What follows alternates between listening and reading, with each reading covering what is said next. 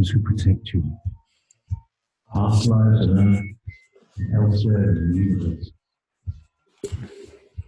Max 21D performs remote viewing, deactivating chips and code or programming, raising the vibrations and healing this great planet. We are co-creating a better reality.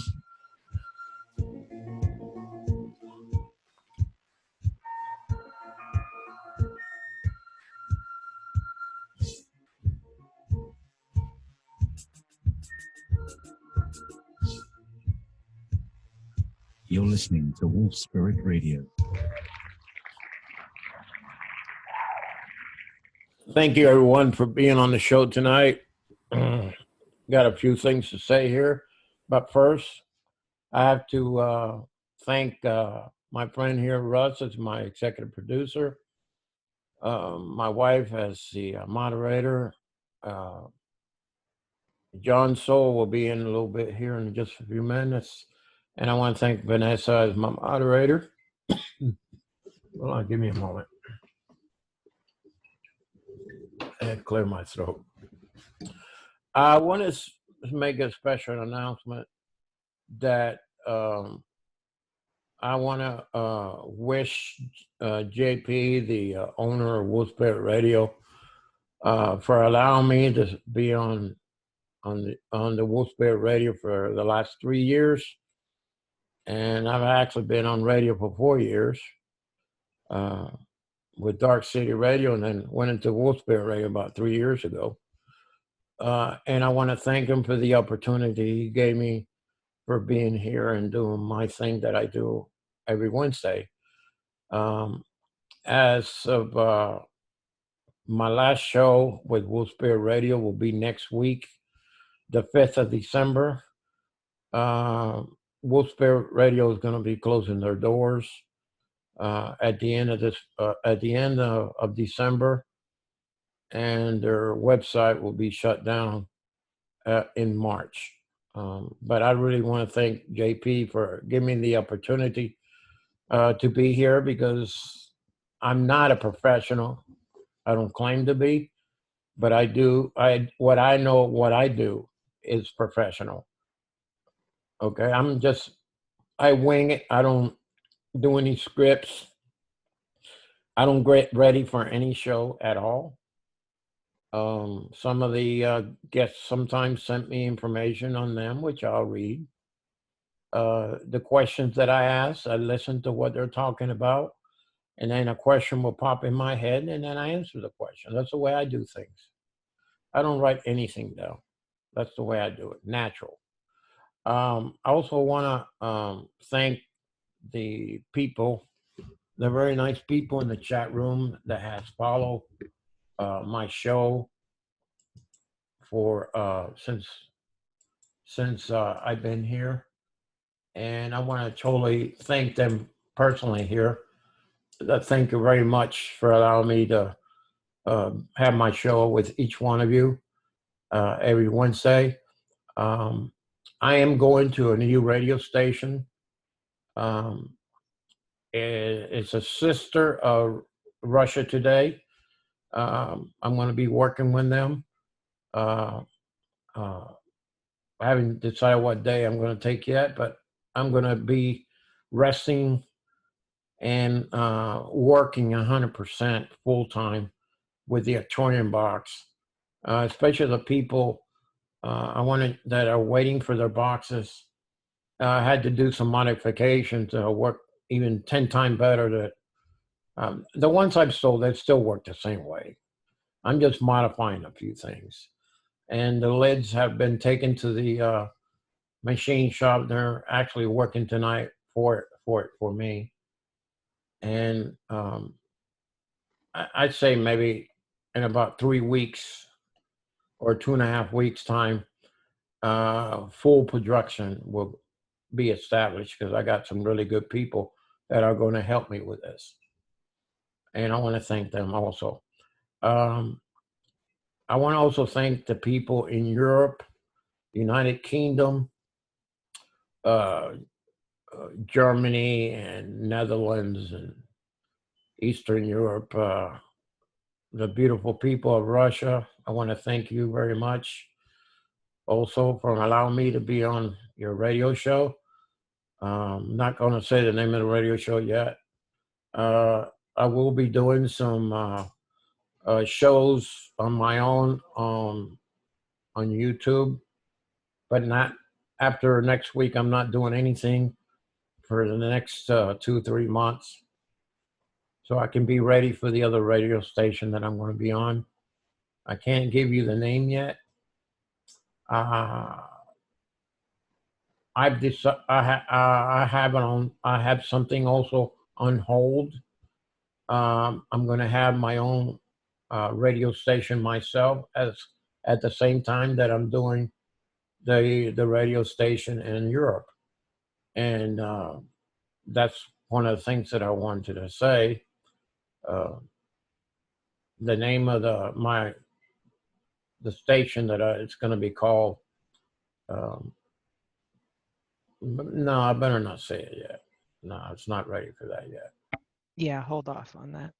Yeah, I'm gonna think about that a little bit more because JP is exhausting. I mean, been doing it for a long time, and it really takes a lot out of you, doing all this stuff. So I'm gonna hold up on that. What 2-3 months, and yeah, once in a while I'll do a YouTube thing and tell what's going on and all that. I also want to thank the wonderful people of the guests that have been on my show for the last 4 years. In Dark City Radio when I was there for a year, and 3 years with Wolf Spirit Radio. I want to thank each one of you, both radio stations, for allowing me to be there for you. And I want to thank the guests that have been on my shows too. Thank you very much. Okay, now I've said all my piece now. My guest tonight is Matthew Bueno, and he was here about 2 weeks ago, 3 weeks ago. He was here, and he's doing his second part of the show, and he's going to be coming in just a few seconds. My show next week is a round table, which I'm going to put the link in my Facebook. I'm only allowed to have a total. I can have 100 people in there in the chat room at the same time, But I would like some of you that are going to be in there next week for you to have cam to show yourself, because I need to know who's watching. And I guess the cabal and the Illuminatis are applauding that I'm getting off the air for about 2 or 3 months. I'm going to tell you, Illuminatis and the cabal, I'm not running away from nothing. I am regrouping myself, that when I come back, I'm going to hit you so hard that the paint's going to come off your walls. So I'm just giving you a warning. I'm not going away because you're scaring me away. There's a reason why I'm leaving. Okay? But I will regroup, and I'll come back so strong, I'm going to slap you in the face without touching you. So, and get ready, because a lot of you are going down very quickly. Okay? So that's what I have to say to the bad side. And thank you, everyone who's been listening to my show everywhere. I truly love you, and I do care about you. I care about humanity, and I care what happens to you, because that's my mission here on Earth. And I truly thank you for everything you put up with, the stuff that I do on the air sometimes. I eat. Sometimes I fart. So, I don't mean to do it like that, but it happens. But thank you for putting up with my crap for 3 years. All right, let's get on with the show. Matthew, are you there? Yes, my friend, I am here. Oh, thank you. Wait a minute. My co-host, John Soul, just came in. Thank you, John, for being here. Okay. Yeah, I need to mute you because I got to mute too in a minute here. Okay. Okay, Matthew, come on in and Oh, hey, it's good to be back. hey, Matthew, give the cabal some hell tonight. Give them some of their medicine. Don't involve me, Max. I'm just getting started. I'm in a brand new neighborhood. Oh, okay. I don't want to have any burning crosses in my front yard just yet. But yeah. Okay, all right, go ahead. So yeah, it's good to be back. I'm actually currently in California right now. I escaped to Crestone, Colorado for a few weeks to get out of the cold and into the slushy snow here in Mount Shasta. And I was telling your producer that before the snow's coming this week, I wanted to get into Sweat Lodge. So I got up early this morning, built me a fire, put in 60 rocks. No, I put in 20 stones and fired up, and then I sat out there for. One of the things about spirit is beautiful. That is that Tankashla spirit are always teaching me. And one of the greatest teachings that I'm dealing with right now is patience. I am such an impatient individual, and I can admit that. I am an impatient individual. I want it now. I want to understand this now. I want to get here now. I want to have all these things in my life now, you know? And so they're always teaching me how to be patient, how to speak to the stones, how to speak to the fire. And a revelation that I got while I was sitting by the fire was that, you know, there's been so many devastational fires here in California that fire has been misinterpreted. You know, it has a bad rap now, you know, until you get cold and you got to go build a fire in your stove. And I was sitting there with the fire, and the fire was really listening to me. You know, I have this beautiful relationship with fire. We call it Pitawakan. Pajutawakan is like a sacred medicine that we use for all our ceremonies. And so when we're with fire, fire is a masculine energy that can tap into any portals, any energies on the earth. You know, it can go anywhere. You can send a prayer to the fire to the opposite side of the world and talk to China. You know, it doesn't matter where you are in the world. If you have a little fire that you have made into ceremony, you know, and you speak to that fire and you talk to that fire and you ask it what you need and tell it what you started it for, it will talk back to you. It will speak to you. So when we create the sacred fire, I have wood that I place as a foundation on the bottom, and then I put the stones in a circular, you know, manner, 4 directions, and then, you know, 9 stones on each layer. And so each of those stones represents a direction, animals, the spirit world, the ones that has crossed over before us, my ancestors. You know, there's energies of the grandmothers, the wolf people, the hawk nation, the eagle nation, the bear nation, the ant nation, the bee nation. So we have, you know, everything is covered in that fire. So when I go into Sweat Lodge, I don't have to think about those things. They're already being taken care of in the fire. So when I'm sitting there, you know, the fire will speak to me. It'll say, you know, hey, I'm having trouble burning on this side. I need a song in that direction. And then I'll pick up my drum and I'll start drumming and I'll start singing to that direction. And lo and behold, the fire might say, okay, well, you know, we want to go that direction, but there's not enough fuel. So I'll run over and grab me a couple pieces of dry wood and I'll put it there in that direction. And then it slowly starts to move into that direction. And sometimes the fire will say, you know, we need some wind. You know, there's not enough air getting in here. So I'll get my eagle fan and I'll start fanning the fire. Boom, you know, it just takes off. And then over time, you know, the fire will shift. The stones will drop, or they'll move, or they'll get settled. You know, and that's the way, you know, for me, that's the way I've understood fire is speaking to me. And so as I'm singing to fire and I'm talking to fire and I'm listening to fire, fire is telling me what I need to bring into the Sweat Lodge. So it's telling me, okay, you know, I really love that really cedary smelling stuff. So I'll go get some cedar. I'll get some kishwolf, which is a native. It's a what you call it? It's a natural celery root that grows here up in the mountains in Mount Shasta.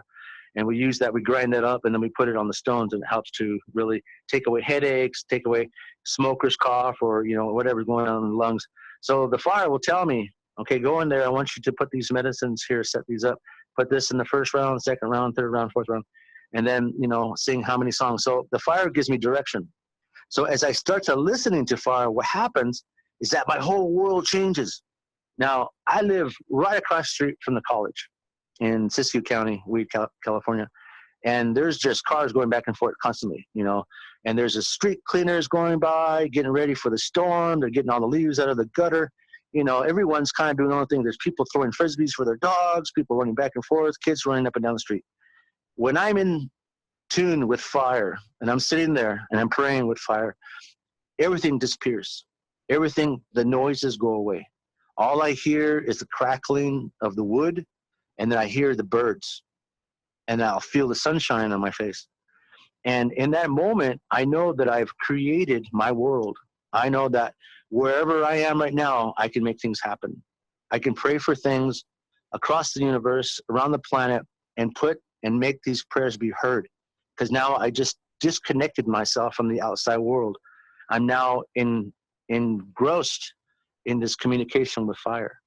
So as I prepare the Ochoka, which is the word, a Lakota word for altar, I have the fire, I have my altar from where my pipe, my chanupa sits on, that we fill it with red willow bark. And then I have a buffalo skull facing south, because south for me is my direction. A lot of sweat lodges will have their lodges facing east for healing. A lot of people face their sweat lodges east to invoke healing for the people who come there. My adopted father, Kenny Farmer, he has his facing west because he comes from the Mato people. Mato people are the bear people, the bear clan. So he has his facing west that invites the elders or the spirits of that direction into his lodge to help us, to give us insight about what to pray for. I have mine facing south because it's the direction of grandma. It's the direction of protection. It's the direction of the wolf and the hawk, the messenger. So I have been able to face this direction in the last 8 years of my sun dances in South Dakota, and I've been able to pull some of that energy into my life, and it started to diminish some of the chaotic distractions I have in my world, and illuminates, not to be mistaken with Illuminati, it illuminates energies that I need to work on. So a lot of times, you know, as adults, we go through life not really knowing what we were born to do, or what we were born to provide, or what we were born to understand. The fire helps to illuminate and dissolve parts of our mind that distract us or get in the way of our focus. So when I'm sitting there, I start thinking, you know, and this is personal, but I'll share with you anyways, is that, you know, I have issues with relationships. I can't feel from day to day how this relationship is going to work with myself, with my connection to Creator, with my connection with my girlfriend, her family, my own parents, other people in my life. You know, there's like, everyone is always pulling on my energy because they want me to go one way, or they want my insight or support, or, you know, what I see. And then I have to learn how to be in the center of that world without distractions, without attachments, without connection. Because when I'm without connection and I'm connected to Creator, Grandfather, and the medicine, I have a much better focus to make decisions about how I'm going to take the next step and make the next choice without getting caught up in reaction. So fire, Pitokan, it helps to illuminate the things that I need to look at to change in myself. So as soon as I start to change these things in myself, Creator and all the godly divine energiness that Creator brings into my life gives me my own map. So he maps out the world that I've created so I can learn from these mistakes and learn from these past issues. And so as I move myself into this direction, I'm fed by creation. So what that means is that as I'm fed by creation, wherever I go, I create friction. Walking, moving, praying, singing, any of that movement, you're putting your energy into action. And when you put that energy into action, you create sparks of light to come out of your creation, your own embodiment process. You create light to come out of your world, and it illuminates other people's worlds. And sometimes you can trigger other people's issues by being just who you are. So when I come to ceremony, I pray about having the strength, about looking past the illusions that people present, to look past the illusion and into the energy force behind their presentation in order to help someone. So when I'm working with the shaman energy, the medicine energy, the spiritual energy, the energy, the distant healing that we do, it all comes from the heart, the heart of God, the heart of Creator, the heart of my heart, the heart of the planet, the heart of this, Pitawakan, the fire is the heart of this ceremony. So we connect ourselves with all four hearts, all four directions. So in this way, you can learn just by putting your handprint in the mud and starting with that. This is my mark. This is the mark I'm putting down for myself. I'm putting my hand on the planet, and I'm asking, the planet to show me the things that I have forgotten, to give me the insight for me to be able to walk in a sacred manner and to be able to witness changes in my life in this lifetime. I'm creating my world, and then you say whatever it is that you want to create. And the universe hears this, and sometimes they will go hand over foot to make that happen for you. Just by putting your mark on the planet. Some people, you can put a mark on the planet and maybe get some tobacco and put it in the lines of your hand, and say, this is the veins of my prayer or whatever. All it takes is the first step. A lot of people, that ask me, what do I do about this? Or how do I create this? I say, well, what does your heart say? Because if you're asking me these questions, you must have pondered it before you even came to me. And so they'll say, well, I had this feeling, it's kind of dumb, and they'll tell me. I said, that's not dumb. That's your own making. We are all creators on this planet, and we're all here to create, And so as we help each other create, a path appears for that person that was obscured by the mind, obscured by distractions, obscured by technology, phones and iPads and computers and Xbox. Not Arcturian boxes, don't get me wrong, but I'm just saying that we have a lot of distractions on the planet that keep us from having kindness with each other, to be able to listen to one another. I was working briefly with a family tonight, Eric, Denise, and their daughter. And one of the things that came up that Spirit said was that children need to have, they need to have a rites of passage. That's something that our people are always trying to infuse with our nation, with our families, our Kioshbai, is that children need to feel important. So my prayer this last year at Sundance was that I prayed for the children of the planet. And so I was able to, pierce and suffer for just a little bit for the children, the ones that are stuck in foster homes and not being able to be adopted, don't know who their parents are, or stuck on drugs and alcohol, or in mental institutions, or whatever it is. I wanted to infuse a little bit of my suffering to take some of that pain away from the children. And so nowadays, recently in this last couple of years, there's been a lot of suicides, especially on the reservations. And so children need to feel important. Okay, so just hear me when I say that. Children need to feel important. And so between the ages of 12 and 15, there needs to be a rites of passage. For women, it's different. Women work with women, men work with men. That's how it is. And so when the men come together, when my son turns, of age, I'm going to take him up to the mountains, probably build a sweat lodge, show him how to build a fire, how to speak to the fire, how to sing to the fire, how to listen to the fire. And then we're going to talk to him after we come out of lodge about what it means to be a man in this day and age, what it means to be a provider, what it means to be respectful for all living things, what it means to be a man of protecting the women, protecting and being a warrior for our family. You know, there's a lot of different stages of life that we go through as people. And it all begins with that beautiful fire, that beautiful energy that created us, that friction that God stepped in with his energy and his emotion and his love that creates that friction. And from that place is where our soul has been created. It was born from that same light. And so we're in this light, you know, from source. Source is that powerful light flame, that white light flame that we all have. You know, if you look at the Last Supper in that Jesus Last Supper painting, you'll see little flames on their heads. We all have it. You don't have to be Christ. You don't have to be a disciple to know this. And so we all have this powerful creation part of ourselves that we need to get back to.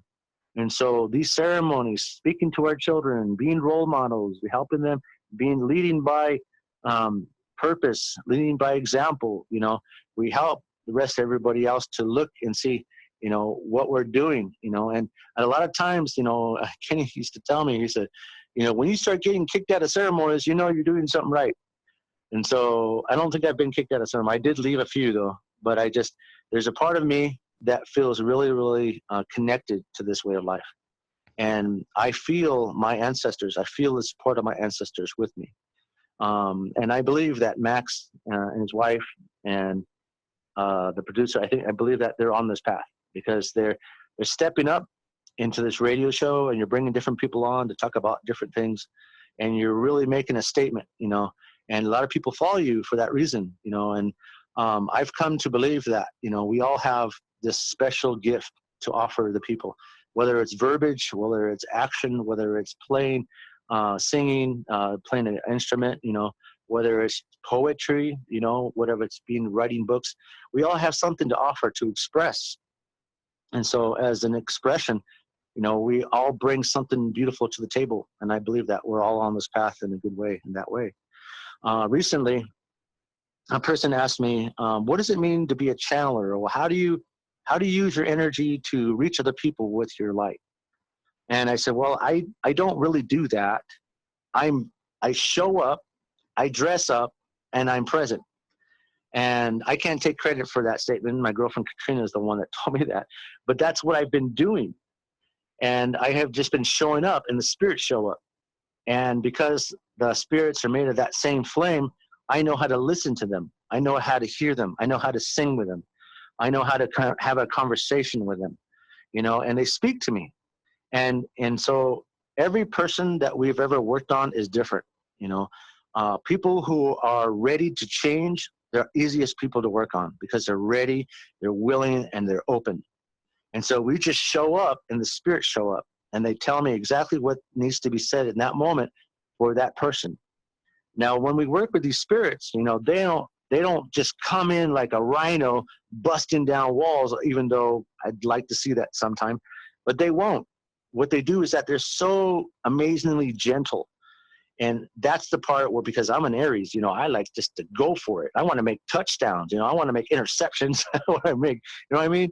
I want to be out there in the game, you know. They just tell me, sit there, just sit there, have your tea. And I said, Michael, I don't want to sit here, Archangel Michael. I don't want to sit here. I want to be in the game. Because, well, you are. You're the conduit. You know, you're the altar. You're this walking altar. And so I started doing that. You know, I started looking at myself as an altar, bringing different aspects of myself to the table. At the same time, drawing in these energies of the spirits to help the people. And they're so, you know, sometimes I get impatient with Mother Mary because she's just so slow. You know, come on, just pull it out. You know, I want to see that. And she'll say, no, hey, this is explain. I want you to explain this to this person. Okay. And she'll say, we're only working with the amount of love that you're willing to accept in yourself. And so I'll repeat that. And as I'm saying that, I'm hearing it for myself. All right, yes, I need love. I need to be able to come with love and act with love and lead with love and speak with love. So as I'm doing this work, I'm learning from every person that I work with. And the beautiful thing about it is that for a long time, in my years between 14 and 21, 24, 25, I used to go to all these psychic shows. And I used to sit with different psychics. Oh boy, and they knew everything about me. You know, oh yes, you're no soul. Oh yes, you're this, you know, shaman guy, and you're this. Okay, well, tell me something I don't know. Well, just Just hear us out. Okay, you have this, they'll tell me everything, and it validates everything I already knew about myself, and they would say, well, you have a lot of karma here and here. Okay, so what does that mean? What does it mean to have karma? What are you trying to say to me? How can I fix that? Well, no, God will prevail. I said, no, I don't want to hear that. I want to hear what to do about this. I want to feel changes in myself and in my life. Make a difference. If you can see this, then you can help me. And so they wouldn't say anything more than that. Well, okay, your time's up. Pay the $25. And then so I got frustrated with that. And I just knew that when I became a healer and a mover and a shaker myself, I knew I wanted to bring more than just psychic energy. I wanted to be able to create a container for people to be able to witness their own changes and feel the spirits working in their behalf. I wanted them to feel the love of Creator, of Archangel Michael, of Mother Mary, of Serapis Bey, of Buddha, placing their hands on them and helping them to feel that we're not so separate. Spirit world is all around us constantly trying to get our attention. And they love us because we're here. They love us because of what we're doing. They love us because we are making an effort to change. And it took me a long time to trust them, to show up for me, to be available, to work through me for other people. And so it's an exchange that occurs when we're working with certain people. I work with like 68 to 79 of these masters, and I'm getting new ones every day, and when I call out their names, it's to honor them. And then there's like 13 or 14 that'll show up for this one person. And so Etheria is a spirit. She comes from a planet of no conflict. I met her a while back when I was working on a woman who was being attacked by the reptilians, and had to do some special stuff there for her. And as I'm working on her, I saw these feet coming down out of the sky, and she comes to me and she says, "Hello, ancient one." And I looked over at my teacher, Master Kuthumi, and I said, "Did she just call me old?" He goes, "Be nice. Show her your heart. Show her your signature." So I opened up my chest and I showed my heart chakra, and she smiled at me and she took me into her world to where I can feel her world of no conflict. And I was able to draw that back into myself and help that person I was working on. So it's a whole process that occurs when you're working with these spirits. And one of the biggest things, the beautiful things about them is that you feel their love for the person that they're working on. I can feel what they're feeling before they say it to me. So I'm already in that wavelength about what's going to happen for this person. And sometimes I'll say, well, why are you doing it that way? If it was me, my ego, if it was me doing this, if I was God, so they would show me why they did this thing. Why did they start the healing process in the first chakra? Or why did they take out this energy of their field from this point of view? Why did they use Palladian energy? Why couldn't they just use, angelic energy? And so I have this beautiful classroom that I'm involved in every single person that I'm working on. And they give me different insight about the energy that comes through. So it's a whole to do, when I contact somebody and I'll say, do I have your permission to connect your high self? The energies flood through me. Just flood through me like a floodgate. I could feel all the energy rushing through my head to my hands and my body into this person's voice. And like a sonar, like a dolphin sonar, it vibes a vibration really, really wide with a wide bandwidth. And I can see inside the house, I can see on the floor, I can see up above, I can see the colors around people, I can see the children, I can see mirrors and pictures and chairs and, things that hold energy, because I'm looking with the eyes of spirit. So I started doing this work, almost 33 years ago, and it's progressed a lot. And I've been able just to really tap into someone. And I used to care so much about being validated. I used to care so much about, oh yeah, you're right on, you're spot on. But after a while, I just started, I'm just going to do this work because this is what was born through me. So I started doing this work that way. And so I started helping people. Now, the thing about this was that this was great. I had it all worked out. This is going good for me. I'm having abundance, prosperity, everything's working out. I'm meeting all these different people. I'm teaching classes, or I'm going down and working on people at these resorts, down south. And then all of a sudden, Archangel Michael says, "I want you to teach this." And I said, "You want me to what?" He says, I want you to teach this. I said, I don't want to teach this. This is mine. I work for this. This is not something I want to teach. He says, Matthew, Wintaw, Tipulon Awaken. I was like, you know, like your mother telling you, Matthew Stephen Bueno, get in here right now. It's like he said my name, my spirit name, and my eagle name, all the same. I knew I was in trouble. All right. Well, what do you want me to do? Why do you want me to do it? He says, I want you to teach it in the shaman way. I said, what is that? What is shaman? What do you mean? He says, shaman gives a title to a person who carries creation like an altar. You fit that. You fit that mold. You know, you have been brought up by us, by your own family, and by the planet. You have become molded by the person you've always wanted to be. And you're here now. And it's time. It's time to pass the baton to other people who can carry this message outwardly further than you can. I said, okay, let me talk to, he goes, no, we're not, you're not doing that. You're not squirming out of this one. He knows me. And I knew that when he said that, he had something behind me to where I couldn't reach in to figure out how to squirm out of that. And he said, so I want you to teach this. So I sat down with my guides and I came up with a curriculum. As soon as I put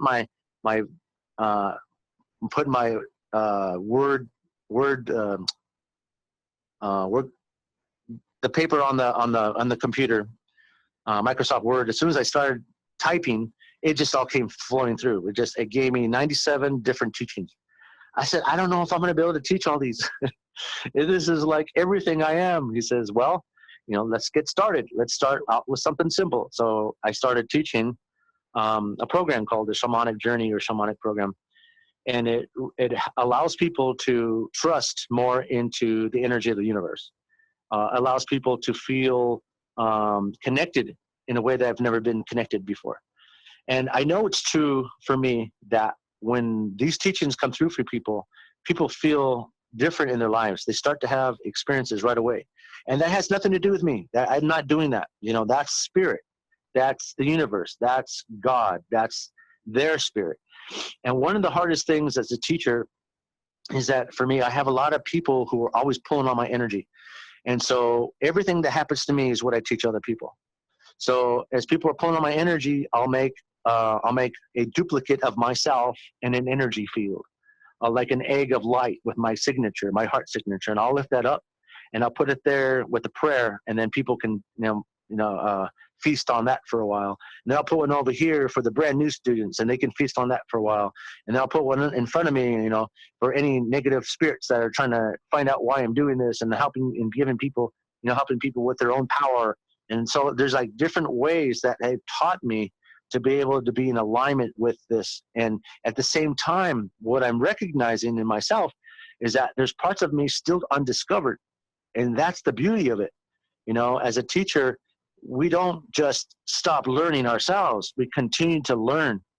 And so my goal has been that as a teacher, that I make every student 10 times better than me. So I go all out with with really bringing in as much information I can, writing things down in a PDF or Microsoft Word and sending it to people, and helping them have a deep understanding about what this connection is. Now, this is all fine and dandy about what the spirit wants, right? But when it comes to how you live in the world with this newfound wisdom, so there's this other energy that has showed itself to me recently, and it's the 9 grandmothers of the inner matrix within planet Earth. Now, 20 years ago, if I would have heard myself talking this way, I would have been, you're full of BS. There's no way this exists. Well, I've met Bigfoot. I've seen the fairies. I've seen the little people in Mount Shasta running across the road, half man, half frog, with big old webbed feet and webbed fingers that blew my mind. I saw these little black shadows running from plant to plant with these little red eyes as I'm singing up in the mountains, you know, trying to distract me. So I've seen some things, right? But when it came to me hearing what I'm saying to other people, it's like what Max was saying in the beginning of the show. He just kind of makes stuff up and just goes with the flow. He doesn't have any cue cards. He doesn't practice this before he comes on. He just brings it in. And that's the same way that I am too, is that I'll start meditating and they'll start showing me. And so they showed me this beautiful earth chakra inside planet Earth. And my girlfriend actually is the one that told me about this, but I knew about it, but I never really studied it or even, even looked at it more than I already just, wanted to know what it was. And so in meditation, I went in there and there was these 9 grandmothers sitting around this beautiful white light flame. And I asked them, I said, so who are you? And they said, we're the keeper of the planet. And I said, well, what does that mean? And she says, when you were born with a prayer. You came into this planet with all these expectations and all these things you wanted to do. Every human has it. And so you have created your world by what you wanted to experience. And by that experience, you learn and you get to ascend. And you never go back to the beginning. You always end up or start where you left off from your last life. I go, oh, that's good. I don't want to, be like in a board game and have to go back to the beginning, like that game Sorry, which I hated when I was a kid. But they told me that that when we first stand up as children and we're all on 4s and we all stand up, on our 2 feet and we make our first steps. It's so exciting for the parents to see that. But at the same time, that's when the medicine comes up into our body and starts showing us our path, starts showing us the energy. So I started working with them, and then they started showing me how to implement that Pajuta Wakan, that sacred fire of the planet, connected to me, connected to my altar inside my body, and connected to the wisdom of the shamanic program that I've been teaching. So not only am I bringing energy down, not only am I witnessing energy coming down into my crown and into my body embodiment process from the masters, but I'm also being given energies from the planet to show me the wisdom of the Old Testament. Now, they refer to the Old Testament as not the Bible. The Old Testament is the way the earth has always been run. People and their greed. People, and their unkindnesses. Segregating people. Blacks, Mexicans, whites, Chinese, Native Americans. We're all being separated for a reason. Because as we're separated, we're running around and, we're left out of the conclusion or the source or the answer, the solution. And so what they're doing is that they're helping to rip apart the Old Testament and rip about the veils that separate us as spiritual people. Not so much human beings, because human beings, we have egos, we have expectations, and we have, what our mind thinks that we need and so forth. But our spirits are affected by these grandmothers. And so I started to really learning from them, and they started teaching me how to bring that sacred flame up around my body and to change the validity and strength and frequency of these flames. So it sends out a bandwidth for my body and for my own Pajuta Wakan, for my own fire inside, out into the world with my prayers, with my songs, with my ceremonies, with Sundance, with wherever I'm going in the world. Wherever I go, I connect this web. So if I travel here back to Crestone, I'm creating a web. And everywhere along that path, I'm creating a web of going down into the planet Earth.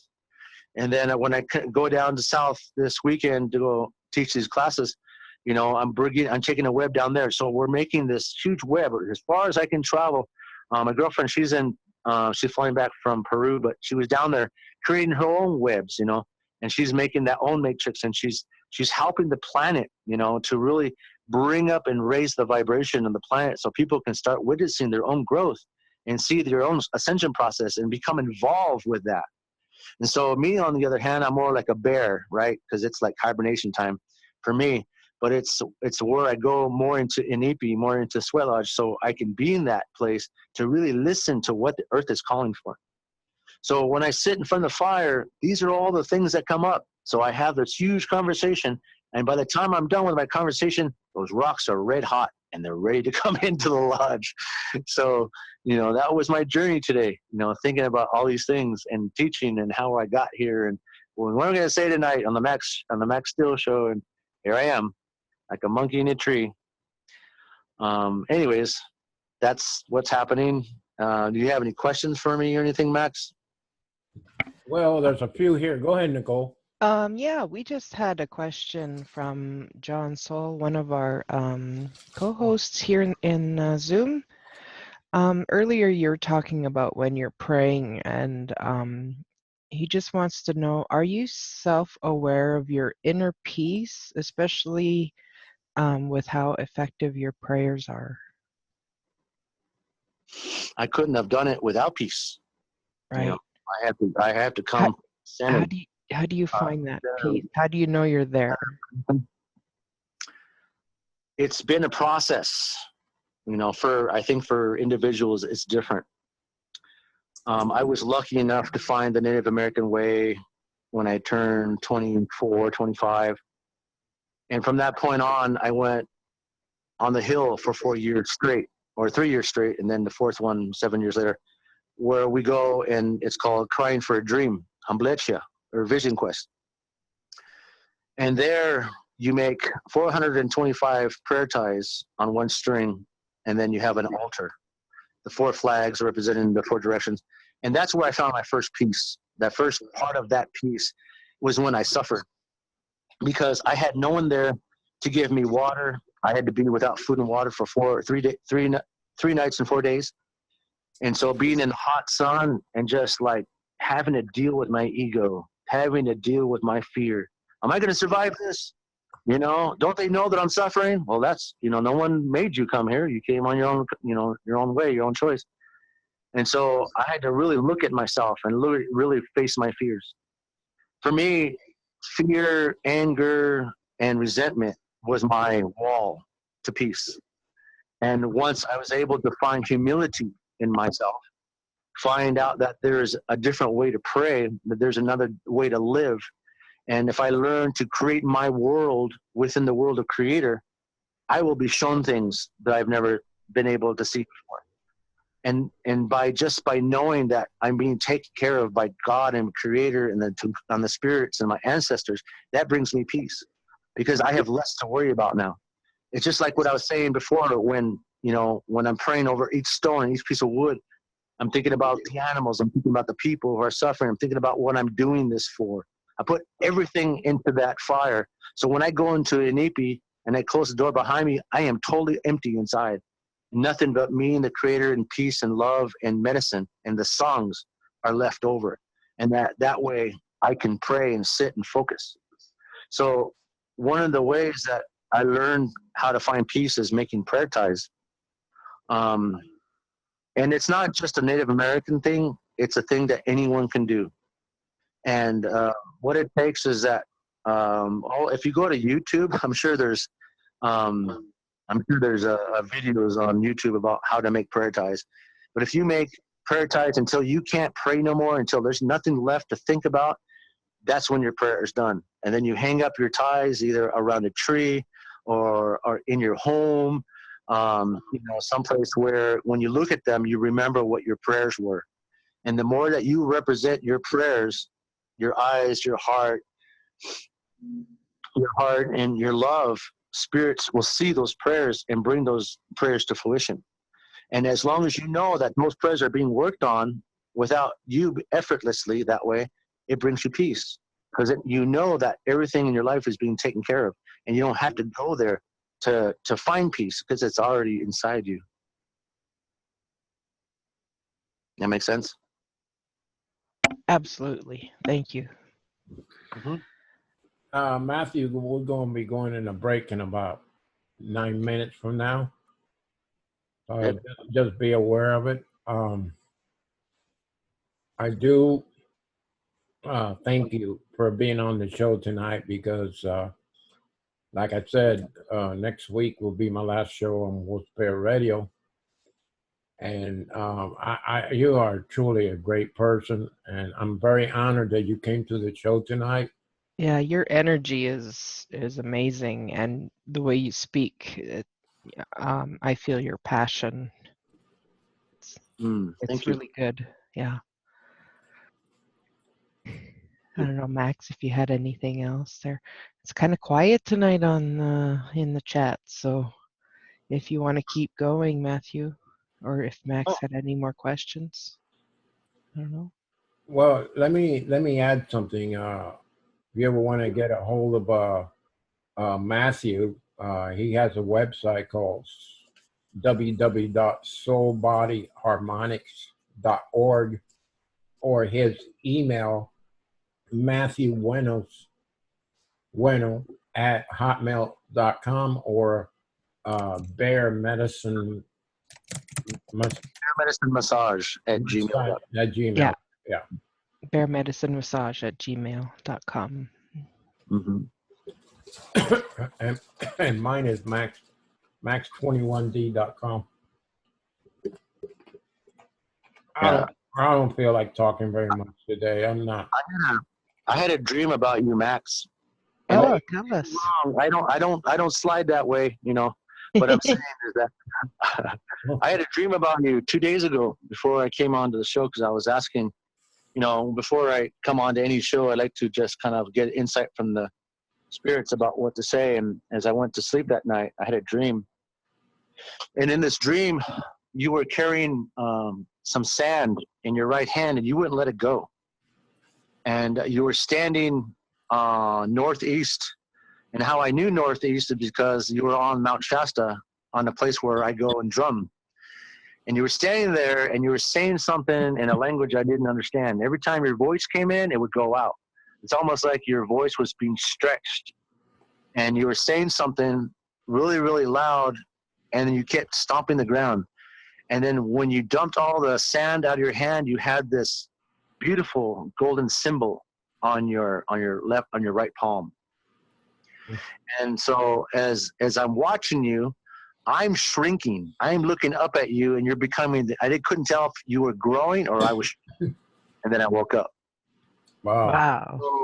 So I asked Mother Mary about that, and she says that the dream means that that you're extending yourself out further than you've ever gone before, and a lot of new information is coming in, and it's kind of boggled, but it's going to start straightening itself out. It's going to start to become more clear for you.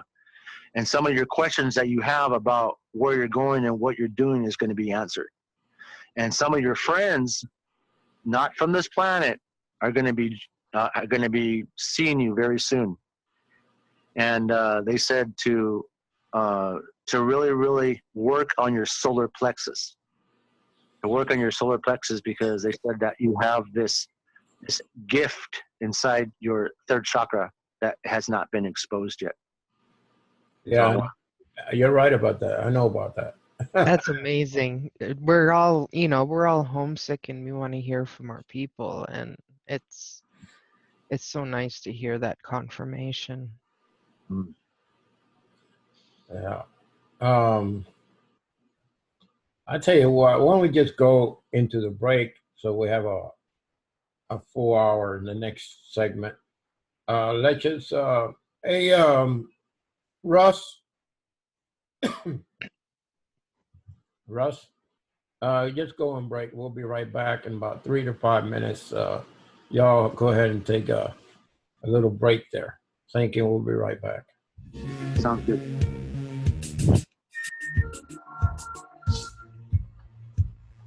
You're listening to Wolf Spirit Radio.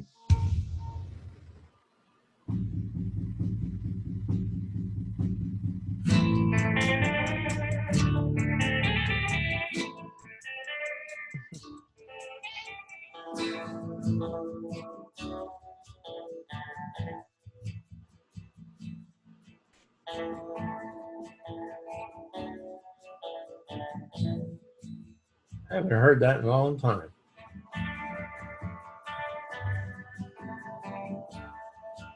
It reminds me of a Quentin Tarantino movie. Yeah, that's what it sounds like. I'm not going to turn off the recording. I'm going to leave it running. Yeah, that's fine. Yeah, it's going to be hard to go to another radio station, Yeah. But Well, we need to take a break too, and then reevaluate where we're going and all that good stuff. Yeah. So I think taking a break and just kind of clearing ourselves will be good. But yeah, I'm gonna miss Wolf Spirit Radio a lot. Yeah. Miss JP and Vanessa and Russ.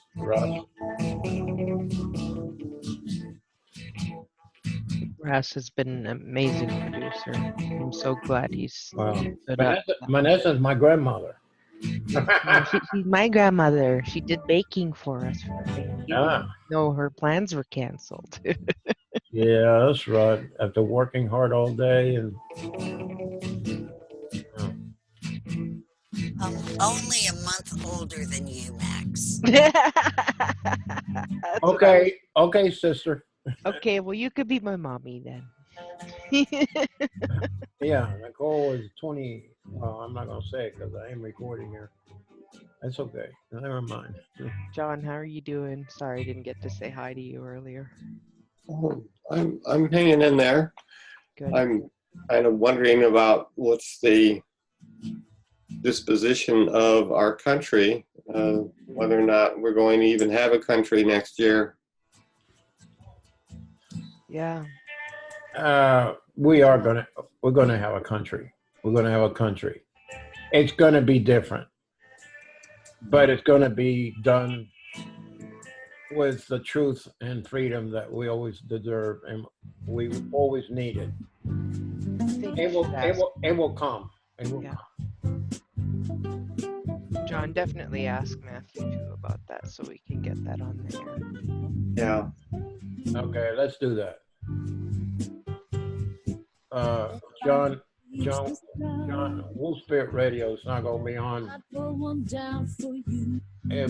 It will end at the end of next month.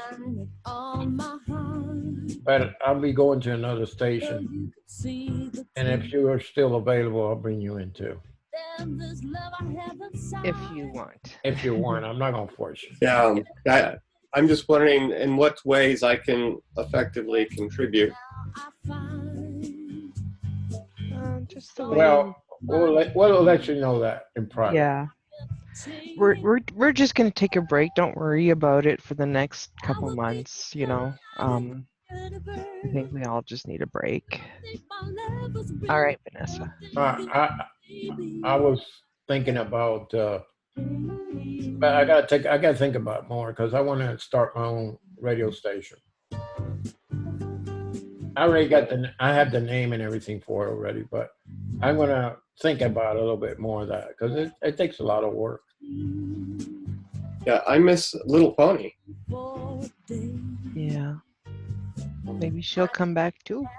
Yeah, I'm just hoping that she's doing okay and that she'll stay in touch.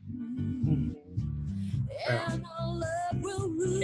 She's pretty busy right now with her family and her work.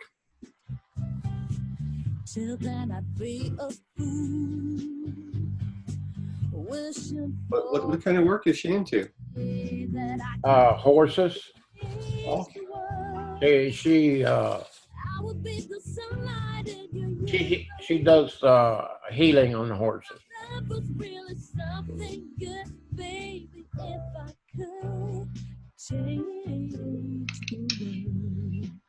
Baby, if I could change the world.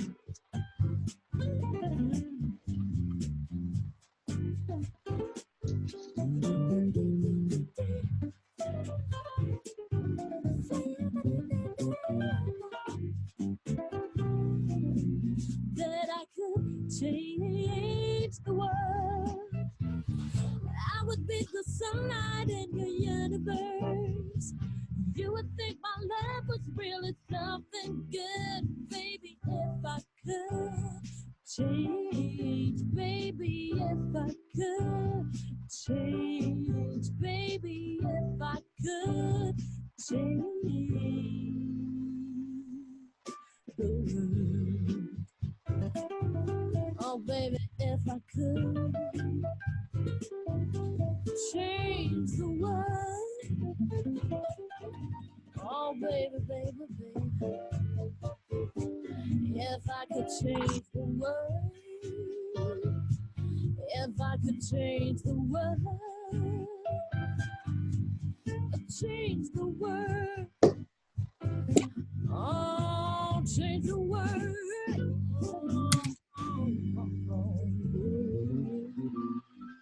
I wish I was here with you, Nicole. We would be dancing right here in the living room.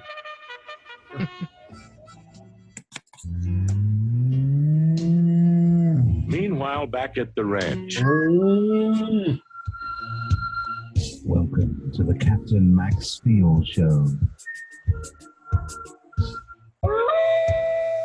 You're listening to Wolf Spirit Radio.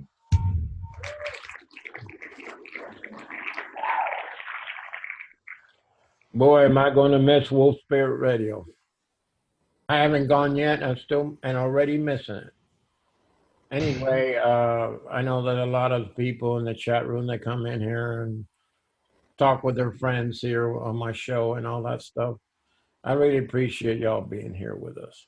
And we are going to miss you very, very much.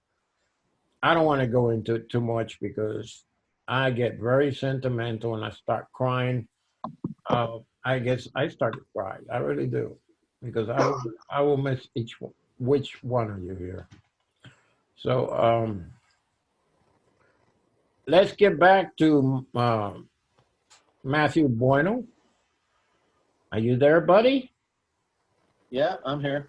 Okay. Hey, I want to ask you a question. That any of you people, the Native Americans, have any history on large skeleton giants on the planet? Large, what? Say it again? Large giants. Like, Oh, boy. Yeah, you're tapping into some medicine that we don't usually talk about. I kind of knew that. Since you're new, I'll give you some insight. They are giants. There's quite a few in Colorado that I've felt. I haven't seen them. I did meet one giant over here in this old part of Mount Shasta called Dr. Rock. It's a place where the medicine people get tested. The medicine people are given a staff by the elder, and they have to go up on the hill, like I was talking about to somebody else earlier about Humblet or Vision Quest, and they get a song from Spirit. And so they have to take their staff and their song, and they have to sit out in this meadow where all the bears are, and Bigfoot and all the other mysteries back there. And that's all they got. And they have to spend just one night up all night with their song and their staff, and then they come back, you know, and look at the medicine man. The same area, there's been a lot of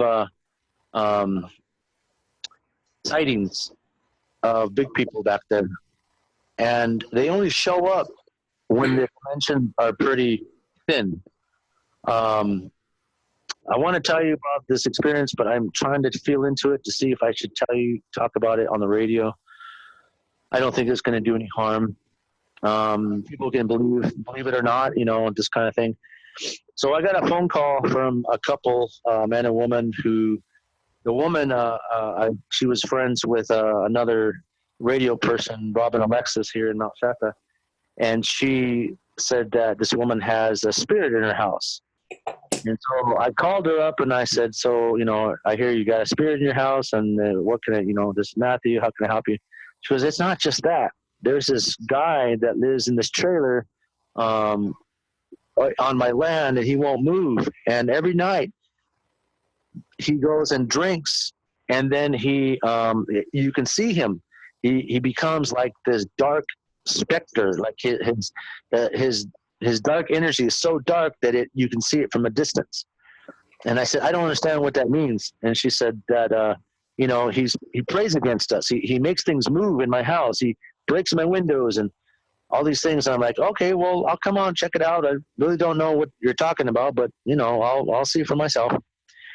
And I swear, as soon as I got on her land, I grabbed my drum and I dropped to my knees. I can feel the giants there. And so I dropped to my knees and I just started singing songs right away. And I was able to diminish the veils to speak to this giant. And I saw him standing there, really tall, must have been 12, 13 feet tall, taller than Bigfoot, just standing there looking at me with these eyes that can look through your soul. And I just, in my mind, I visualized what I was there for. This is what I'm here for. This woman asked me to come. And these are the things I said in my song as I'm singing to him. And people were jogging down the street when I was doing this, and they all stopped to look at me and what I was doing. But I knew they felt the energy, because there is no way that no one could be out there and not feel what was going on. And I told them, this man is a dark energy. You know, I could feel his intention. I can feel the alcohol. I can feel the negative energy. And then he looked at me, like nodded with his eyes, not his body, but nodded with his eyes, and said he would take care of it. And I don't know what that meant, but he was standing directly across, maybe 100 yards from me, and he had reminded me of the storybook of the wild, where the wild things were.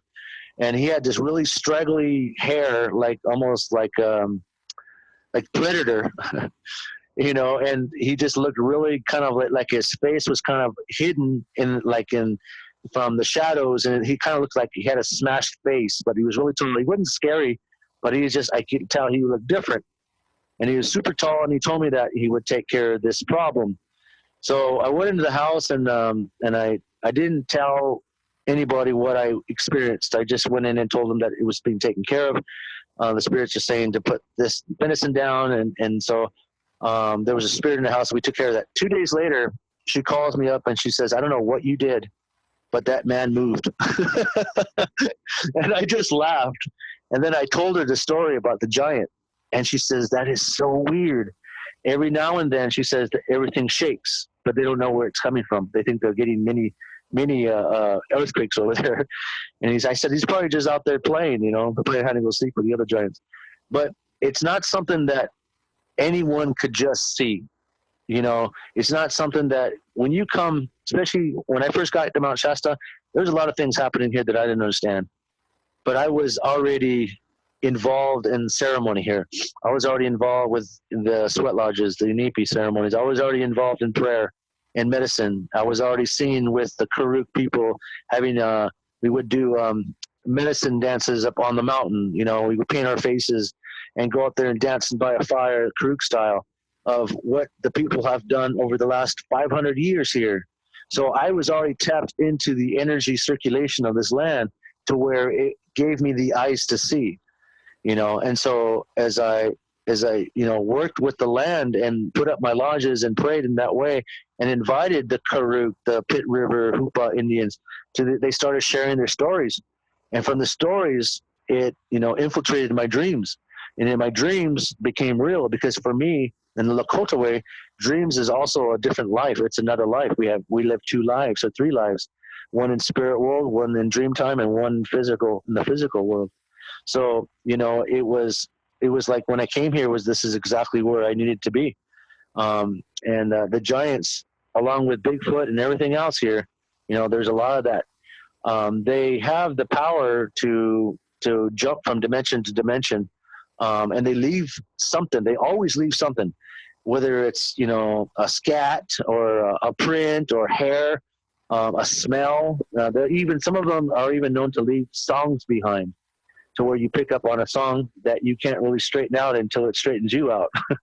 So, there's a lot of that activity here that I'm not going to get into, but there is a lot of unspoken things that we don't usually talk about here, about the medicine that lives here in Mount Shasta, Fort Jones, Dr. Rock, and all these sacred places that we know about.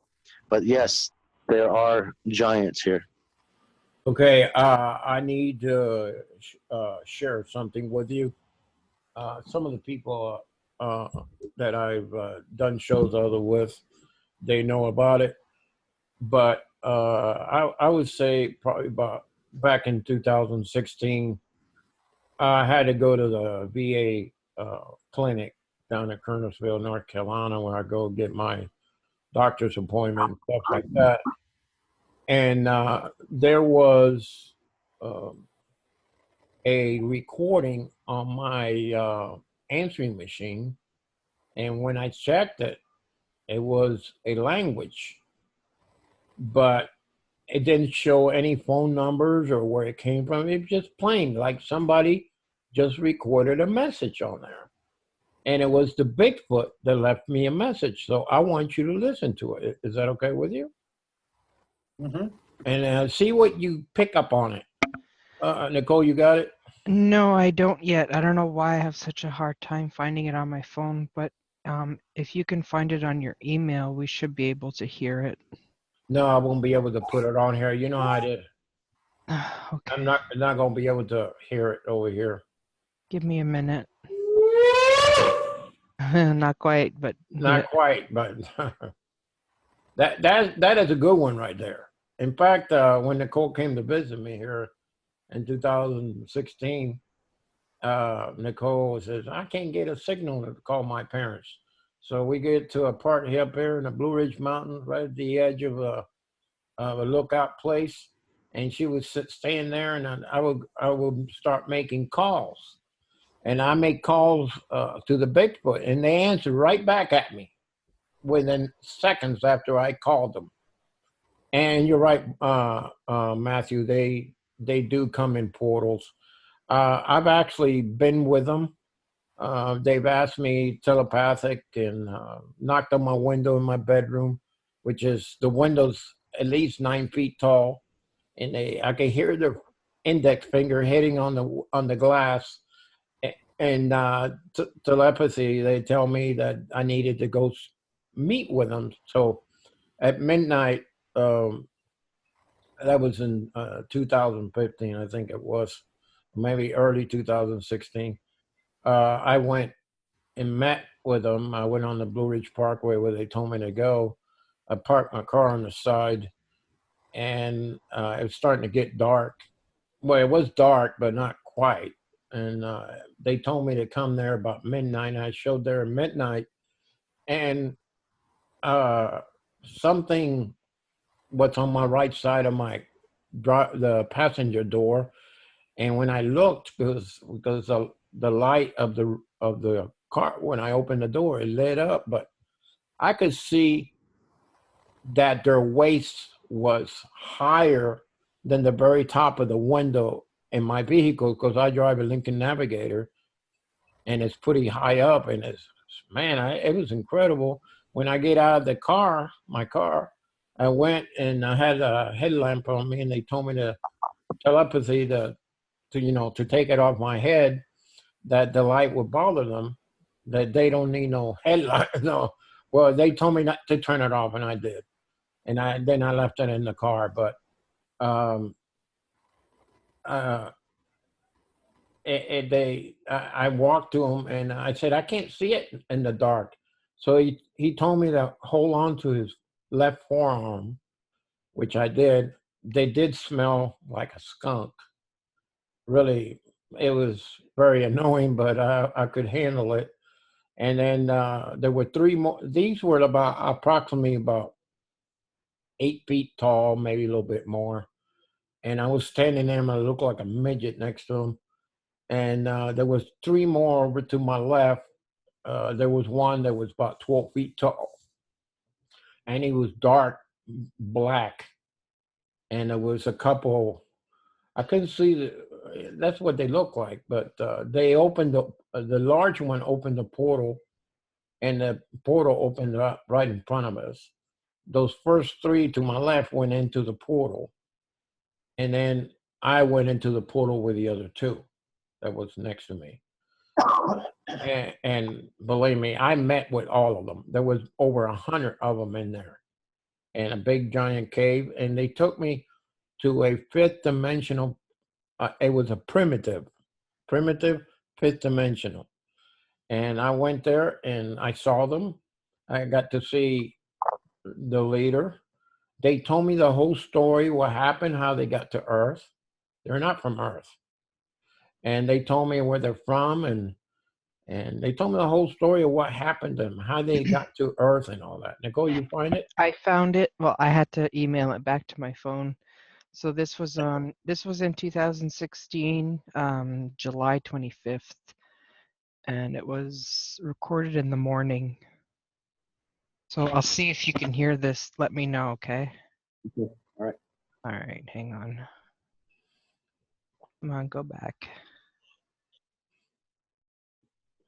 10:30 a.m.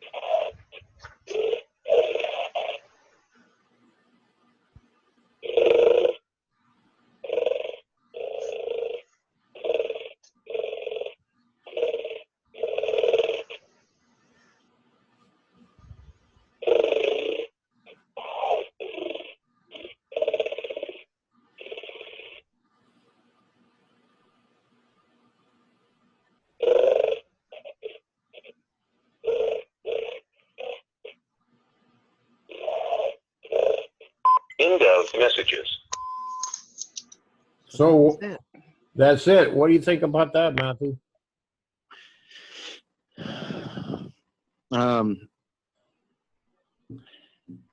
Where were you when you heard that? We were out. We had gone to Max's clinic, and was it the day before that we went to that little outpost on the hill where you did the Bigfoot call? Or was that after? Was that before or after? I can't remember. I can't remember either. But we were at Max's place. We're in, the Blue Ridge Mountains, and we were out. And then when we got back from the clinic and running errands, this message was on his message machine from his telephone, from his home phone. That's not Bigfoot. It's not Bigfoot. That is something else. It is something though. I know their language. That does not sound like Bigfoot. Yeah. Their dialect is really different.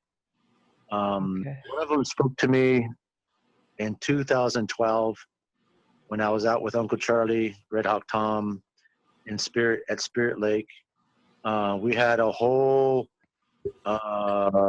orchestra of hummingbirds that were lit up fluorescently flying through our camp, and we had all kinds of magic happening out there. And I was on my drum and I was singing to them, and they were singing back to me.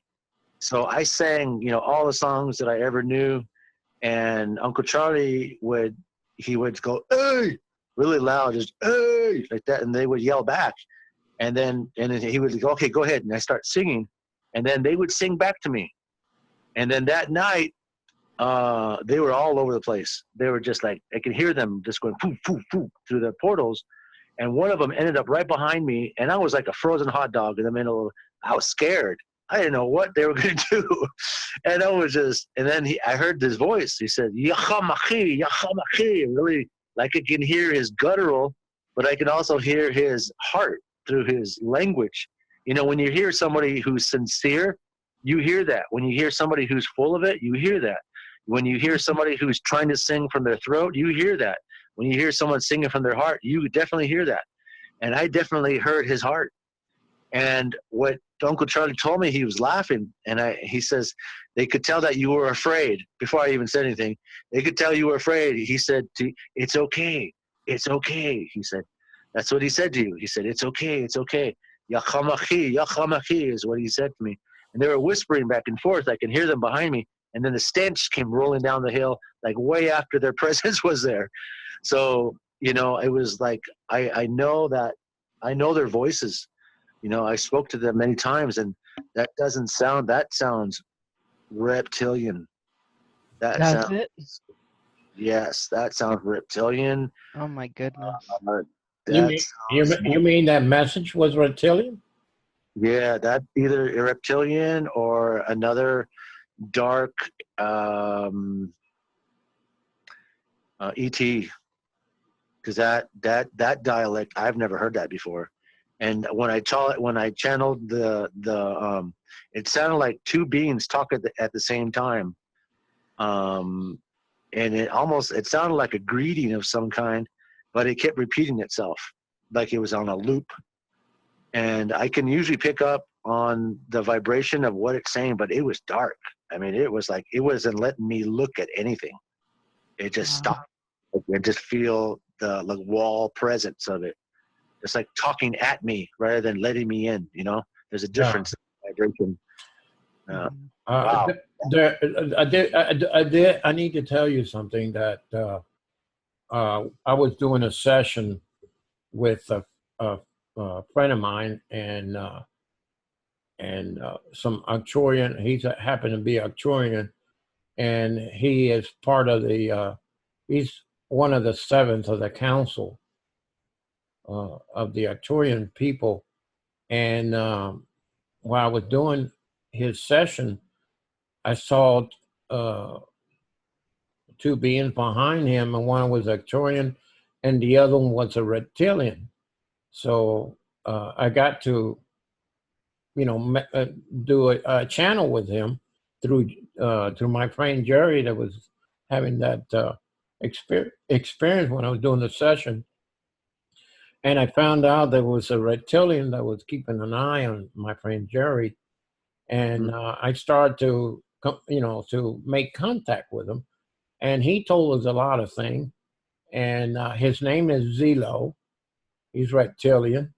And he told me that he had 7 implants in him that was put there by the Archons. And the Archons were controlling the reptilians on the planet Earth in order to do harm to us. Yes, yeah, I've heard that too. I've heard exactly that. And so he asked me if I could remove the 7 implants, and I was able to do it. I really did. And then we did a show live on Wolf Spirit Radio here about that same thing I'm talking to you about. And that reptilian, I got to talk to him. I removed the 7 implants. And then he asked me if I could remove the rest of the implants of all his people. And I was able to do it. There was millions of them that I released them from the Archons. So after that, I happened to do a session. I mean, not a session, but a live show on Wolf Spirit Radio, which is event 1, 2, and 3 on Studio 9 Jam. That's JP's, the owner of Wolf Spirit Radio. He put it in there. I asked him to put it there. That way more people can listen to it. Yeah. So I was able to release all the reptilians from the planet Earth because they wanted to leave. They didn't want to be here hurting any people because they were forced to do it by the Archon. So they told us all that. They told me all that stuff. Little Pony was helping me with this. Little Pony happens to be a Native American Jackie Indian, and she's very powerful, and she's a warrior, and she's been in many of my shows. And Little Pony was helping with this thing, and we were able to find the emperor of the reptilian race that was in control of 22 other planets that there were. It's all controlled by the reptilians, and I was able to destroy with my allies that I have out there a race called the Ecos, EKO, and other allies that work with me, and I was able to have them attack the emperor because the emperor said that he did not care about his people anymore. This reptilian was actually a draconian too, and he didn't care about his people. So after that, I had the Ecos attack the planet that he was in, and destroy all the draconians and reptilians that were on his side. So they were all destroyed. Then one of the other events I had the Ecos take out the Archons, and the Archons are no longer on the planet. Neither are the reptilians that were here. There's some that are still here, but they're in the U.S. government. There's not as much as there used to be, but I have heard when I was in that cave with the Bigfoots. I did hear some of the language that they talk, and they also they talk more telepathy than they do speak with their mouths. I did hear some of the Bigfoot that sounded like the video here, the audio you just heard. I know that, but there are many types of Bigfoots, and many people. There's a lot. There's I ain't gonna say what province they're at, but I know the province in Canada. There's as much as 14,000 of them in one area, which I will never reveal where they're at, because I have talked to them through Little Pony, and Little Pony has able to speak to them as I was asking questions. But now that you come to it, the reptilians do speak very similar to the sound that we heard earlier, that my wife put the recording. But the reptilians, when they speak, they have a sizzling noise between each words that they say. There's like a thithing sound that they use when they start talking to you, sizzling like a snake, and they do that. That recording that I heard, that everybody heard here.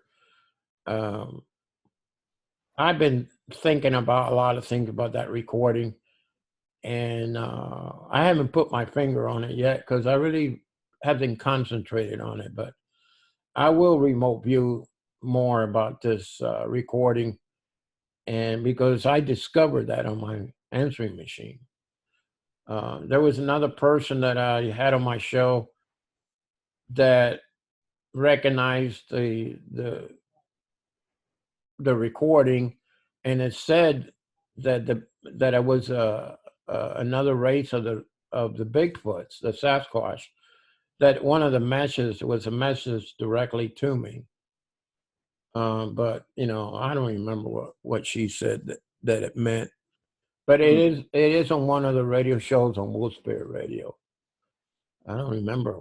Do you remember which show was that? Was Elena Kompunik? Yeah, it was Elena Kopolnik. Yeah, I can't pronounce words. Yeah. It's because you have a lisp. I have.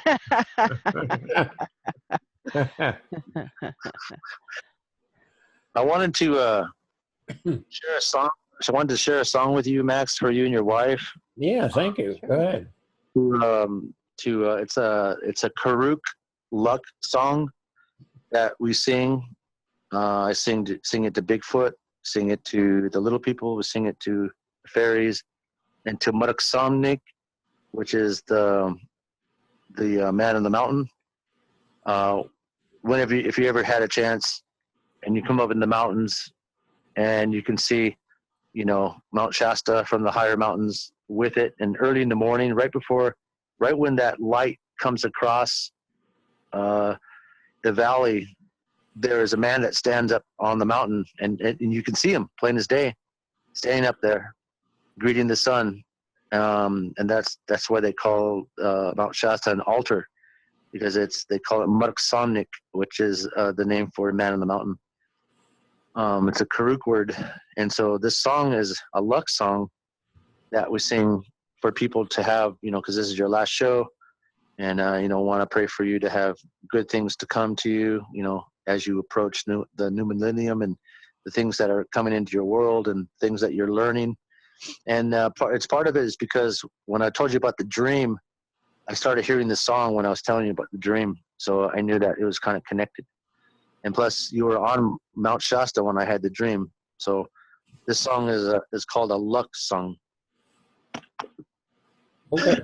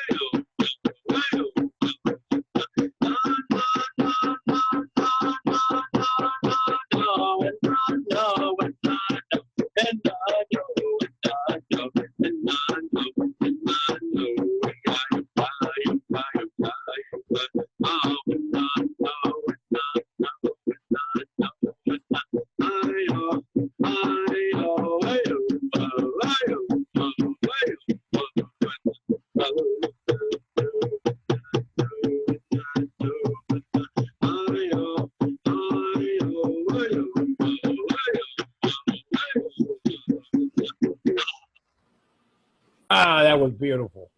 Beautiful, Matthew. Thank you. Thank you, Matthew. That's a luck song. So when you're singing those types of songs, you're visualizing happiness. So that song comes from a happy place in me, you know, a real happy, joyful, win the lottery, you know. Oh, talking about the lottery, there's one tonight. I got shoes on my feet, pizza on the table, you know, happy stuff. So, and then when you're singing that song, it's the beat, the voice is going between each of the beats to send the energy up to the spirit world. So it's like the energy around you and your wife and your path. Thank you.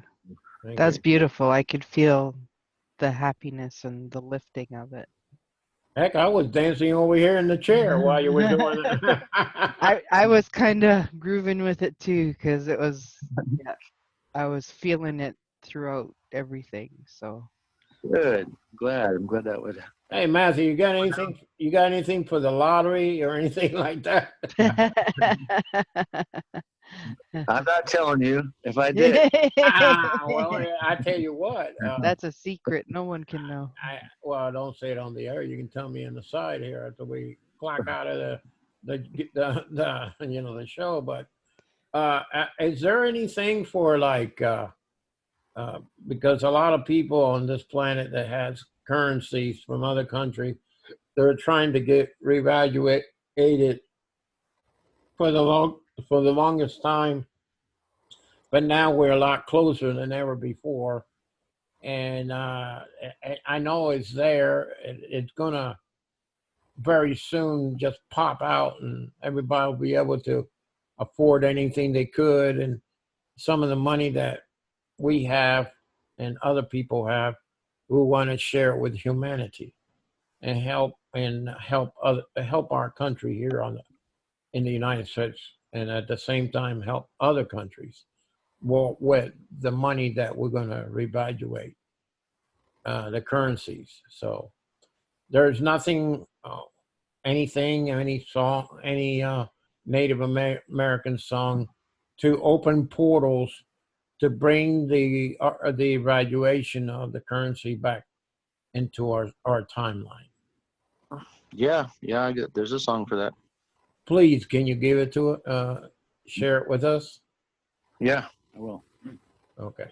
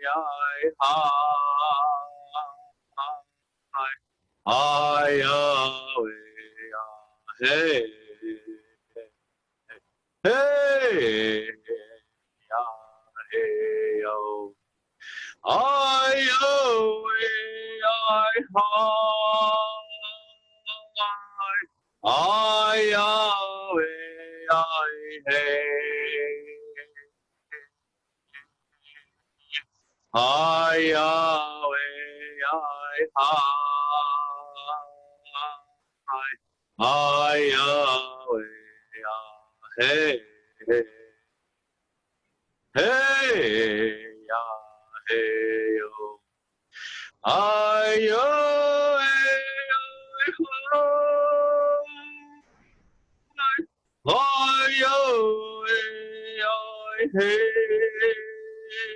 oi, hey, oi. Oi, oi, oi, oi. Oi, oi, oi, hey, oi, hey, oi. Oi, oi, oi, oi. Ay, ay, ay, hey. Ay, ay, ay, ay. Ay, ay, ay, hey. Hey, ay, hey, oh. Ay, oh, ay, ay. Ay, ay, ay, hey. Ay, ay, ay, ay. Ay, ay, ay, hey. Hey, ay, hey, oh. Ay, oh, ay, oh. Ay, oh, ay, hey. Ay, hey, ay. Ay, oh, ay, oh. Ay, oh, ay, hey. Ay, hey, ay. Ay, oh, ay, ay. Ay, oh, ay, hey. Ay, oh, ay, ay. Ay, oh, ay, hey. Hey, ay, hey, oh.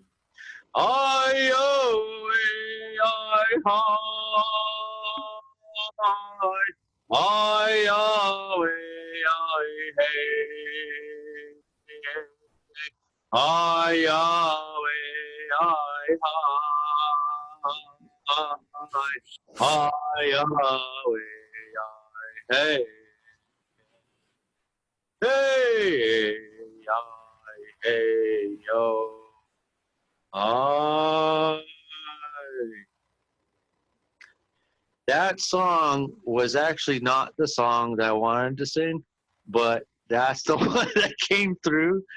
And by the time I got to the middle, I go, oh, this is a different song. Well, you know what though, Matthew, I'm able to see music, and I really, whatever the reason that song was for, I I could see the movement of it, and it's almost like a river, and it goes slowly, and then it starts to speed up a bit. It gets more powerful, and it hits against rocks, and it's moving really fast, and then it slows down, and then it's calm. Well, that is the Water Song. And Thank you. it's a song that's sung during in the Longhouse in Yakima when they honor Chush. Chush is what their word is for water, awa. Well, there you go. And yeah, it's a song of truth, water, Nice. purity. Beautiful. Yeah, I really felt the movement of that one, and I So I don't know I could see why it. that one came in. So I guess it was for you. Maybe it was for me because I just felt it, and I could hear it, and I could see it, and then I could feel just the strength of it, you know. Yeah. And both Max and I are water signs, so maybe that's why. Oh, so you drew that out of me. See how you That was Yeah. beautiful. Thank you. Yeah, you're welcome. There's a spirit coming in and been saying this language I've never heard before, and it goes like this. Let me tune into it. Tawa iya ate jaham dehu Adade o maija ume uje ah. That's all he said. That sounds like a light language. A light language. Yeah, a native light language. I know some of those dialects. You know what that means? What I just said? Because I don't have an idea what that is. It sounds like he's telling you that you're going to be tested, that you're going to pass all your tests that are coming to you. That he says, it sounded like something about learn your words and your reflection, and learn to see yourself and others. That's what it sounded like to me. I mean, because it's like he said something about, oh yeah, I heard that dialect before, and that sounds like a reflection. Look at your, and that's funny, not funny, but that's odd that today in the East, there was where the fire had trouble starting, and that's reflection. So that's kind of, you said that when you said that I flashed back on the East when I was kind of being like the things that I need to work on in myself, but I'm not really looking at it, and I don't want to have to deal with it right now, you know. And then as soon as I started becoming accountable and looking at the things I needed to change in myself in order to move forward, that side of that fire lit up. So that's kind of what it felt like when you said those words. Yeah, because I asked them to say it again so I can repeat it the way they told me to say it. So I did say it exactly the way they wanted me to say here in the public. So where's the spirit at? Is he behind you, in front of you, above you, below you? I saw him in front of me because I'm actually facing the computer right now, but actually he was in front of me. But he was pretty darn tall. He was, because my roof is probably about 10 feet high. I have a cathedral roof of ceiling, and he was standing right, barely missing the top of the ceiling. I like it from a couple inches. And he did look Native American, though. I don't know if it's a Native American or I know he was Native, some kind of a Native American. But well, the sounds that you were making, it sounded a lot like Hopi, but those guys are short. Yeah, I know the Hopis are smaller. I mean, a lot smaller. Yeah. We got 10 minutes of the show. I'm getting another message from the same spirit. The way I'm interpreting into the English language, that they're saying, wait a minute. We are here. I'm going to translate it in English. We are here to come and help humanity, to free the imprisonment of the human being on earth. We are here to help you. We are here to stay until freedom has come to you. And I embrace my heart and embrace it with yours. And wait a minute. I can't get that last word in there. But what he's trying to say is that peace will come to earth. It will come to earth.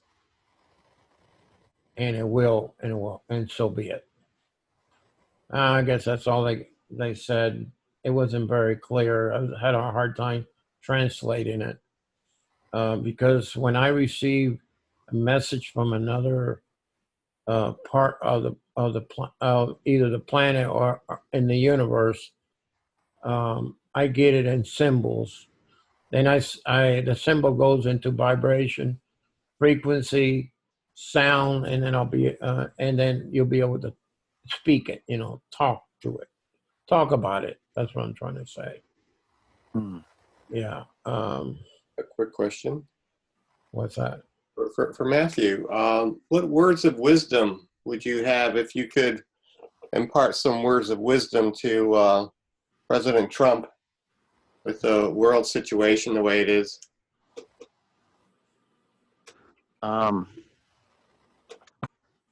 Yeah, that's funny. You should say that. I actually had a conversation with my spirits today about that in Sweat Lodge. And they said that we need to be kind. The more hatred that we send to him, more confusion we create. The more judgment we place on him, we place on ourselves. They said, if you're going to want change, they said, change yourself. Your world is affecting what's happening here. What you think and how you feel and how you live is that you're creating this. There is no mistakes. He's not a mistake. There are just variables in our planet that we are creating as a race because we stopped caring a long time ago. And when we start becoming distracted, they said that start to learn to connect back to nature. Pick up a rock and see where your mind goes. And then pick up another rock and see how your mind changes. That's how world changes. We follow what we feel, but we send out negativity, we're going to get negativity back. So instead, if you want peace, pray for peace. Be in peace. Live peacefully. That's how you bring peace. That's how you bring love. You know, this isn't a hippie thing. It's not, we're not going back into the 60s and 70s. We're just here to relearn the things that we've forgotten. And as soon as we start to pull our attention away from what he's doing and how he's doing it, and we look at our world and how we're living it and how we're loving it and how we're changing it, everything will start to change outside you. So my grandfather was telling me today, he says, you know, you want to change the leaf, the color of a leaf, you can't. The leaf is going to be what it's going to be. It's what the earth makes it to become. Same thing with people. You can't change people. You can only change yourself.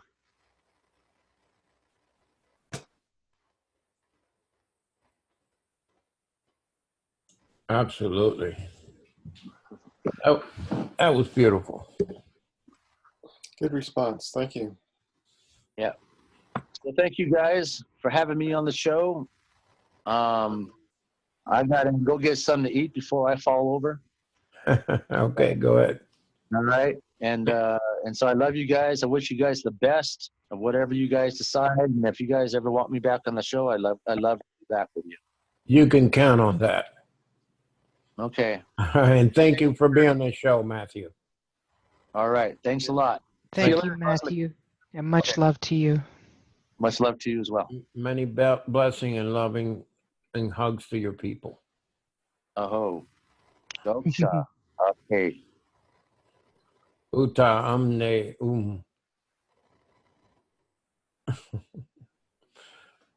All right, I guess he's left. That was those same people that were here, that the spirit was here. Boy, that was the biggest Native American I ever seen in my life. Its head missed the ceiling by at least 2 inches. Yeah. There's another one here. We ain't got a few minutes left. Let me just go on with the show here. I just want to say thank you, JP, for allowing me to have 3 wonderful good years with you. Wolf Spirit Radio. We got about 4 minutes left. Thank you, Russ. He's so professional, Russ. I'm going to miss him a lot. If you were here, Russ, I'd give you a hug. Big hug. And Vanessa for being a great moderator, and all the people in the Wolf Spirit chat room and everywhere on the planet that comes and listens to my show. It's not going to be the last for me. I'm going to be in a very large radio station. And I always will thank Wolf Spirit Radio for given me 3 great years. And I want to wish JP good health. And I really wish him the best. And I love you, JP, too, okay? Thank you, JP, and thank you, Wolf Spirit Radio, and we love you very much. Yeah. Ditto. Ditto. Ditto. That's my favorite word. Oh, every time I talk to Nicole, and she says, Max, ditto.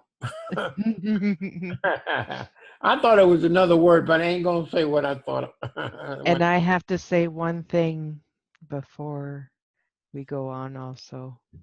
I'd like to express how much love I have for my beautiful and thoughtful husband, Max. I love you. Thank you, honey. You're going to make me cry, damn it. I'm going to make me cry.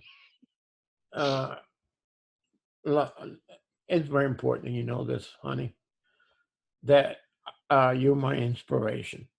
You're the woman that I always wanted to have in my life. And I have found you finally. It took me many years to find you. But now that I have you, I ain't letting that go. And the chains that I have around you and me, it's impossible to melt them down because they're stuck together. And there's no way to unstuck them or burn them off. Because I truly love you, honey. I don't think I would have a life if you weren't around with me. And all I can say to that is ditto. Thank you, honey. Make me cry. We'll be back. We'll be back next week for the last show. It's going to be a round table. I'm going to put the Zoom link into the Facebook and also in the chat room when we start the show. Next week will be my last show on Wolf Spirit Radio. And we'll have a big party, so everybody's invited. Yeah, and we're going to drink some moonshine. Because now I'm going to really. Nah, I don't know about that. Okay, we'll see you next week, folks. Have a good night. This is Max Steele. We're done.